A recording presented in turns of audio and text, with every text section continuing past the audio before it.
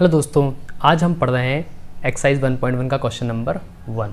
इसके पहले वाला अगर वीडियो आपने नहीं देखा तो उसको ज़रूर देख लें क्योंकि बहुत इंपॉर्टेंट है।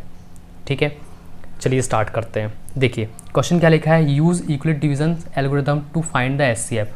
हमने पढ़ा कि यूक्लिड डिवीजन एल्गोरिथम का यूज़ हम किसके लिए करते हैं, एचसीएफ निकालने के लिए। तो भाई वो बोल रहे हैं निकालो एचसीएफ। अब एचसीएफ निकालना है तो एचसीएफ कैसे निकलता है ध्यान से समझना। एचसीएफ निकालने के लिए हम क्या करते हैं, बड़े वाले को ना छोटे वाले से डिवाइड कर देते हैं, मतलब बड़ा वाला नंबर। ठीक है, तो बड़ा वाला नंबर क्या है भाई 225, छोटा वाला नंबर क्या है 135, डिवाइड कर दो 135 बन जा 135। अब आप बोलोगे 1 टाइम क्यों, क्योंकि भाई डबल करोगे तो 270 हो जाएगा ना, 135 का डबल। तो अपन ने कर दिया 135। अब आप देखो 5 में से 5 गया तो 0, 2 में से 3 तो जाएगा नहीं, तो 12 में से 3 जाएगा तो बचेगा कितना 9। इसने क्या दिया था बोरो, कुछ बचा नहीं, 90 बचा। अब देखो भाई 225 को पीटा किसने, 135 ने। बोरे हैं बंद कर दिया 225 को, किसने पीटना चालू किया 135 ने। कौन बच गया 90। अब ये 90 किसको पीटेगा, इस 135 को। 90 बन जा 95 और यहाँ बचेगा 45। तो 135 को किसने पीटा 90 ने, क्या बच गया 45। अब ये 45 किसको पीटेगा 90 को, बदला लेगा कि नहीं लेगा। 45 2 जा 90, रिमाइंडर क्या बचा 0। अब देखो ये तो वो तरीका है जो मैंने आपको बताया जिससे आप इजीली निकाल सकते हो। ठीक है, पर हमको एग्ज़ाम में कैसे करना है, क्योंकि भाई एग्ज़ाम में ये करेंगे तो उतने अच्छे मार्क्स तो मिलेंगे नहीं। तो एग्ज़ाम में कैसे करना है वो देखो, बिल्कुल सिंपल से स्टेप में बताते जा रहा हूँ मैं, ध्यान सुनते जाना। देखो यहाँ पे लिखो सॉल्यूशन, लिख लोगे ना, हाँ यहाँ पे लिखो सॉल्यूशन। ठीक है, 2 लाइन छोड़ो। ठीक है, दिख रहा है सबको सही से, 2 लाइन छोड़ो। ये वाला स्टेप लिखो, क्या बताया था मैंने, dividend equals to divisor into quotient plus remainder. Clear हुआ।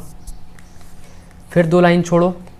ठीक है, 2 लाइन मतलब 3 लाइन छोड़ देना अपने हिसाब से। फिर 2 लाइन छोड़ो, अब ये वाला स्टेप लिखो, 135 डिविडेंड है, डिवाइज़र कौन है भाई 90, कोशेंट क्या है 1 और रिमाइंडर क्या है 45। आया समझ में। अच्छा इधर आ जाओ, फिर 2 लाइन छोड़ो, लिख दो भाई 90 इक्वल्स टू डिविडेंड है, डिवाइज़र क्या है 45, कोशेंट क्या है 2, रिमाइंडर क्या है 0। ठीक है, 2 लाइन छोड़कर ये स्टेप लिख देना। ठीक है, अब क्या करना है, अब सिर्फ आपको एक चीज़ ध्यान रखनी है, कुछ स्टेप में बता रहा हूँ वो स्टेप आपको ध्यान रख लेना है। ठीक है, देखो बिल्कुल ध्यान समझना। हम क्या बोलेंगे भाई, हमें किस किस को डिवाइड करना है 225 एंड 135 को, इनके बीच में एचसीएफ निकालना था। सबसे पहला स्टेप हम क्या बोलेंगे कि 225 इज़ ग्रेटर देन 135, यहाँ पर लिख देना since.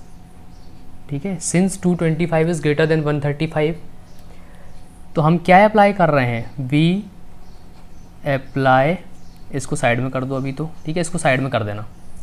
We apply the division lemma. क्या अप्लाई करेंगे हम, डिवीज़न लेमा टू गेट, बस जिससे हमको क्या मिल जाए, ये मिल जाए अगला स्टेप। क्लियर है। तो पहली लाइन तो आपको ये लिखनी है, तो हमने इन दोनों के बीच में अप्लाई किया। अब अगले स्टेप में आ जाओ। अगले स्टेप में क्या करना है, क्या ये रिमाइंडर 0 आया, नहीं आया, तो हम लिखेंगे since remainder 90 is not equals to 0। ठीक है, ये राइटिंग थोड़ी मेरी अच्छी नहीं है, छोटे में क्या मैं डॉक्टर बनना चाह रहा था ना, तो राइटिंग अच्छी नहीं हो पाई थी। ठीक है, पर धीरे धीरे मैथ्स टीचर बन गए तो फिर समझ रहे हो, राइटिंग वैसी रह गई। वी अप्लाई, फिर से वही चीज़, ये वी अप्लाई, भाई कॉपी तो करना है। We apply the division lemma. अब भाई यहाँ पे लेमा आपने बता दिया था, ये दोनों बड़े छोटे इन पर लेमा अप्लाई कर रहे थे, यहाँ पर लेमा हमको बताना पड़ेगा किस किस के बीच में कर रहे हो, डिवीज़न लेमा टू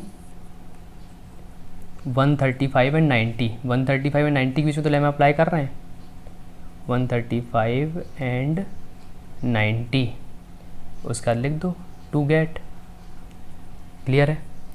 अगले पॉइंट में फिर से आ जाओ, यहाँ देखो फिर से ये जो पूरा कॉपी करना है, देखो सिंस रिमाइंडर,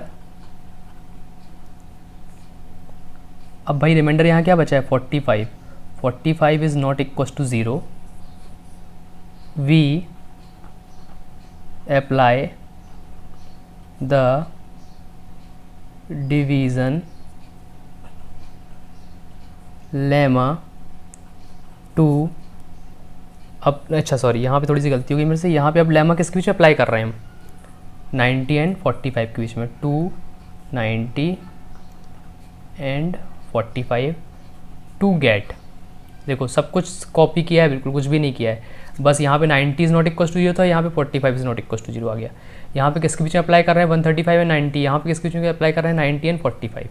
क्लियर है, इतना समझ में आया। अब भाई यहाँ पे देखो इक्वल टू 0 हो गया, तो यहाँ पे आंसर आ गया।